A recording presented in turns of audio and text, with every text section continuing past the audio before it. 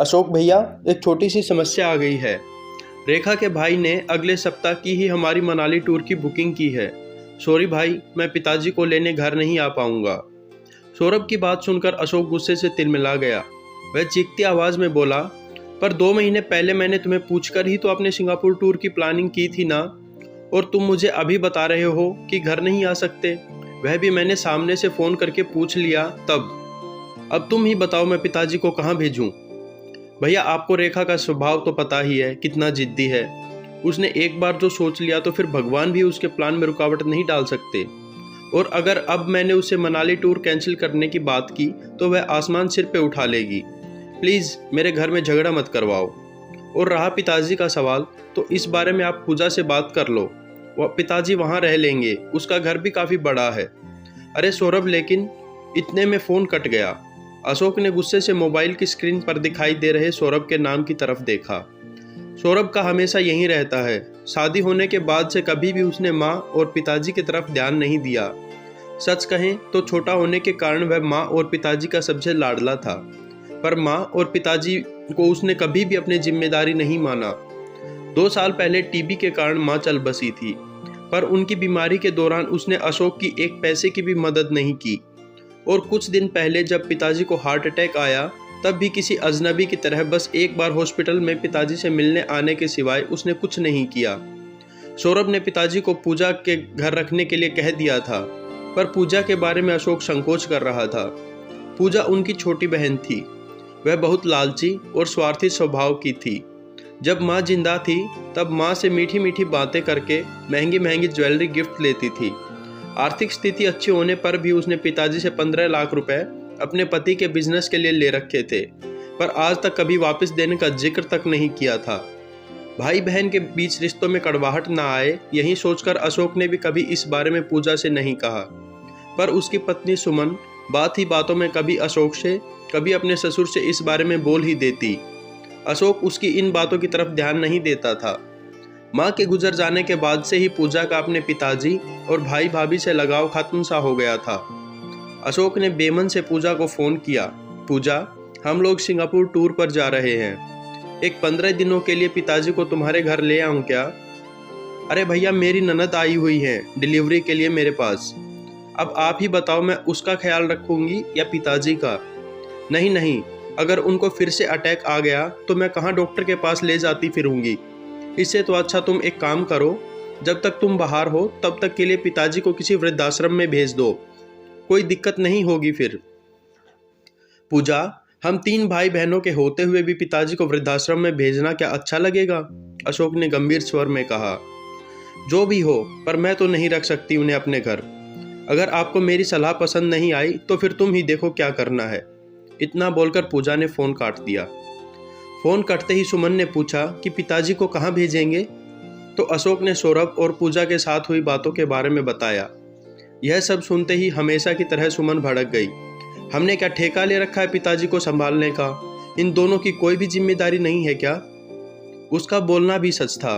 वह बड़ा बेटा है, इस वजह से अशोक ने माँ और पिताजी की जिम्मेदारी खुद से ही ली थी।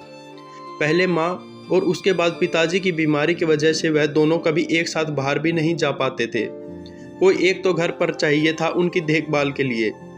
इस बार सौरभ पिताजी को संभालने के लिए तैयार था, इसलिए उन दोनों ने सिंगापुर टूर की बुकिंग की थी। शादी के बाद पहली बार वे दोनों और बच्चे एक साथ घूमने जाने वाले थे। ट्रिप की सब पैकिंग, सब तैयारियां हो चुकी थी, पैसे भी दिए जा चुके थे, और आज अचानक से सौरभ ने मना कर दिया। यह सुनकर सुमन रोने लगी। अशोक ने उसे समझाने की बहुत कोशिश की, पर वह मानने के लिए तैयार ही नहीं थी। मुझे कुछ नहीं पता, कुछ भी करो, हम घूमने जाएंगे मतलब जाएंगे। अशोक के पिताजी को पोता पोती से इस सब के बारे में पता चला। वह अशोक से बोले, अरे बेटा, इतनी टेंशन क्यों ले रहे हो तुम? कोई दिक्कत नहीं है, मैं अकेला रह लूँगा, तुम लोग जाओ घूमने। पिताजी, आप ऐसा क्यों बोल रहे हो? आपको एक अटैक आ चुका है, आपका बीपी और शुगर हमेशा कम ज़्यादा होता रहता है। ऐसे में कैसे छोड़ के आपको अकेला यहाँ पर चला जाऊँ मैं? अशोक सच बोल रहा था, इसलिए उसके पिताजी कुछ और ना कह पाए। टूर पर जाने के लिए अभी 4 दिन बाकी थे, पर कोई रास्ता निकल नहीं रहा था। अशोक को चिंता होने लगी थी। उसने सभी विकल्प सामने रखकर देखा, आखिर में खुद का जाना कैंसिल करके सुमन और बच्चों को टूर पर भेज देना ही उसे सही विकल्प लगा। सुमन का गुस्सा और 2 लाख रुपए का नुकसान भी होने वाला था, पर उसके पास ऐसा करने के अलावा कोई और दूसरा रास्ता नहीं बचा था। आखिर में उसने अपना निर्णय पक्का किया और सुमन को फ़ोन करके इस बारे में बता दिया। यह सुनते ही सुमन रोने लगी, पर उसे समझाकर शांत करने की बजाय अशोक ने फ़ोन काट दिया। एक गहरी सांस लेकर अशोक ने ड्राइवर को फ़ोन करके गाड़ी ले आने को कहा और ऑफिस के बाहर आकर गाड़ी में बैठ गया। उसने ड्राइवर से गाड़ी को ट्रैवल एजेंसी के ऑफिस की तरफ ले जाने को कहा। सर, बहुत टेंशन में दिख रहे हो आज, क्या हुआ? उसके ड्राइवर मोहन ने अशोक से पूछा। अशोक ने सब बातें उसे बताई। वह सुनने के बाद मोहन बोला, अरे सर, बस इतनी सी बात के लिए आप अपनी ट्रिप कैंसिल कर रहे हो? आप आराम से घूमने जाइए, बड़े साहब को मैं अपने घर ले जाता हूँ। नहीं नहीं मोहन, तुम्हारी फैमिली को परेशान क्यों करना? पिताजी की ज़्यादा देखभाल करनी पड़ती है, उनकी दवाइयों का, खाने पीने का वक्त देखना पड़ता है, अशोक ने उत्तर दिया। सर, इसमें कौन सी बड़ी बात है, हम भी अपने पिताजी का करते हैं ना, उनका भी कुछ दिन पहले ऑपरेशन हुआ है, आपको तो पता ही है सब। मेरे पिताजी बड़े साहब को जानते हैं, दोनों की अच्छी दोस्ती हो जाएगी। आप निश्चिंत रहिए, मैं बड़े साहब को अपने घर ले जाऊंगा और उनका बड़े अच्छे से ख्याल भी रखूंगा।